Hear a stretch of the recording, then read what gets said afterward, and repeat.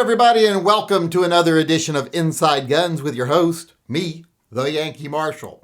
Today I'm going to start off with a little bit of an unpleasant topic. It is unpleasant, but it is also a little bit ironic. It seems that well-known Anti-2A activist Alec Baldwin has shot and killed a woman. He actually shot two people that were working on the set of a movie he is currently filming. And I know this is very shocking news to everybody, that Alec Baldwin is still making movies. But also the fact that he has taken the life of an innocent person is also very shocking. I'm sure it's very difficult for him right now. I can't imagine. Killing someone accidentally would be quite a burden on a lot of people. So I feel sorry for him right now, but I feel more sorry for the family of the person that he killed, of course, and I feel worse for the person who was injured, the other person, although I don't know how severely they were injured yet. Now, this, of course, was an accident, and they are saying it was an accident with a prop gun that was loaded with blanks. Well, I'm like, well, if he shot and killed one person and injured another person with a blank gun, that's a little weird.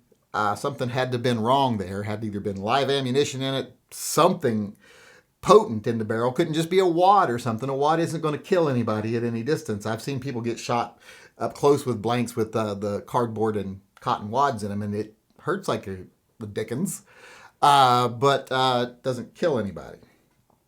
So we have to wait and find out the details here, but it is now confirmed that the accident did happen. He did fire the gun. One person is dead. One person is wounded.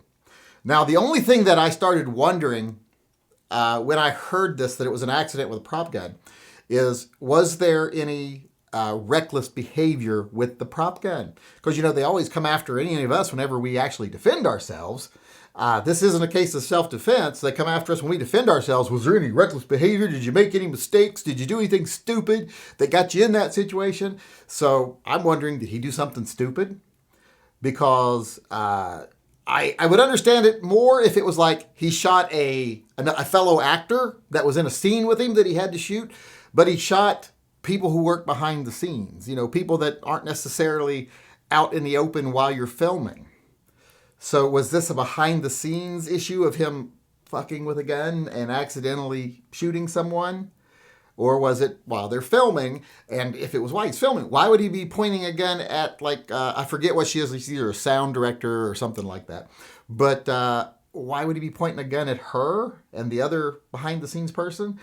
I guess it could just been that they were in the way when he was acting and wasn't paying attention.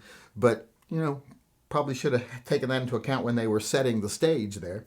But I'm really curious to find out, was there any negligence on his part, criminal neglect or negligence. Screwed up those two words today. But I'll be curious to see what comes of this. Of course, now let's remember, he is rich and famous. So even if he did act criminally, he probably will be not found to be responsible because he is rich and famous. Let's remember that. We don't want to treat him like a normal person. Now, and luckily the people that he shot and the one that he killed were normal people. So I'm not even sure that's a crime in today's society. But like I said, it has happened. We don't know all the details yet. I am anxiously awaiting the rest of the details. Like I said, condolences to the woman who died's family. Condolences and well wishes to the person who was injured. And as far as Alec Baldwin goes, if it was just an accident, most accidents can be prevented. If it was something that wasn't your fault, well, then I apologize for even looking at you cross-eyed. But if this was negligence, maybe people need to be asking some really tough questions. All right, everybody, with that being said, I want to move on to my favorite part of the show, gun talk. And today we're going to talk about accessories. Because many of you know, I recently traded in my car, got rid of my Deadpool Mini Cooper, and I got myself a Mustang, which I then took and did a Nightwing theme on. If you're not familiar with Nightwing, that is Robin all grown up. And this car was dark blue, so I thought that would be a really nice car to do this theme on. I've always kind of wanted to do his Thunderbird on something, so I did. But now I needed a gun to match my car. You know, I had my old lock grips with the Deadpool on them. I also had the ones I handmade for my Chiappa for my Deadpool theme, but I had nothing for the Nightwing theme.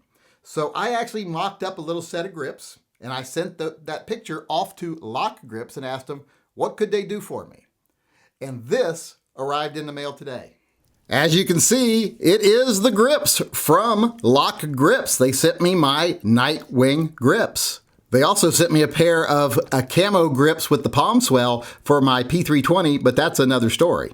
If you remember just a second ago, and I hope you can remember a second ago, I showed you a picture that I sent them when I asked them about making these grips. So let's see how close they came to the picture. Could these be more perfect? They nailed it. These look awesome. And not only did they put the blue Thunderbirds on there, they actually put a blue lining in the grip too to give it a little bit more color. These are going to look awesome on the gun. I don't know how well you can see here, but this blue area, this collar fill area, the Thunderbird, it's not just embedded in and then they just, textured over everything. They actually plotted around it, so it is a raised area. This is even better than I expected. This looks great. When I first sent that picture in a few weeks ago, I didn't think they would come out with anything this quick, much less something this perfect, but I gotta say, they absolutely nailed it. As you can see, awesome grips. Lock really did a great job on these. So wanted to show them to you all before I actually put them on the gun tomorrow, but I can't wait to actually get them on the gun so that I can complete my Nightwing theme. All right, everybody, I want to move on here and end the show with a little bit of a retraction. Actually, I don't know if it's a retraction as much as it is an explanation or a use of what I did as an example of things to never do. But not long ago during a live chat, I mentioned that I had seen the headline for an article that said Katie Couric had edited her interview with Ruth Bader Ginsburg. I never get that right. I always want to call her Gator Ginsburg. But had edited that interview to take out some things that were questionable. And one of the things it said in the headline was that one of the things she said was that Epstein may not have killed himself. And I said in the live chat, I'm like, if that's true, which I did, I believe, say, I don't know if that's actually true or not. But if it is true, why isn't this the biggest investigation in the world right now? Why aren't people trying to figure out what happened? Which I kind of wonder why this isn't the biggest investigation in the world right now. Anyway, but mentioning that was something I probably shouldn't have done because, like I said, I didn't know if it was true. And I always tell people, before you really repeat things, make sure you know they're true. Mainly before you believe something, make sure it's true. I try to be a little tongue-in-cheek and flippant with some things, and that's one thing.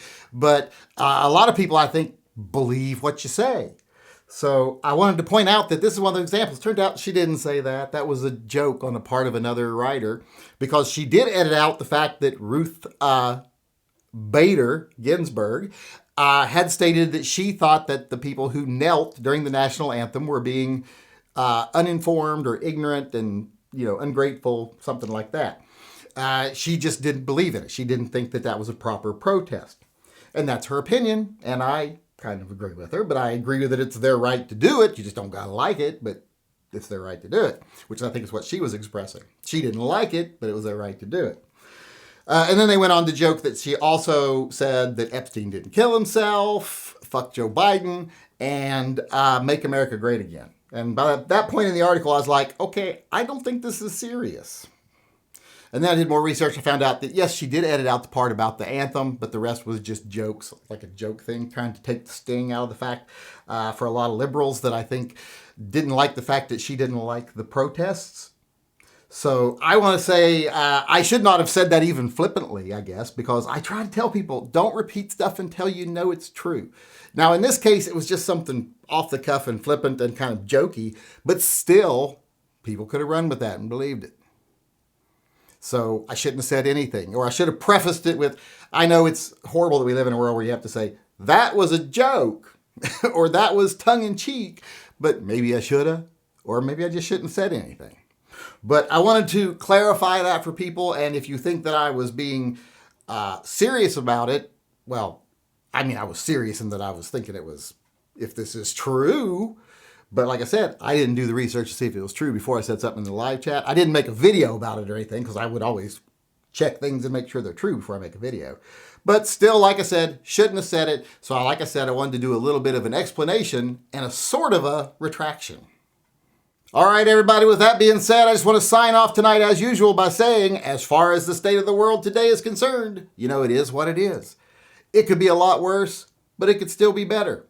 And if we as a community start to ignore the fearmongers, the profiteers, the fake activists, the people that pretend like they're fighting for us when they're really just lining their own pocketbooks and doing what's best for them, not what's best for our rights, if we ignore those people, stick together, fight smart and hard in this country for our rights, what things will be for people who value the Second Amendment and freedom in general in the very near future is better.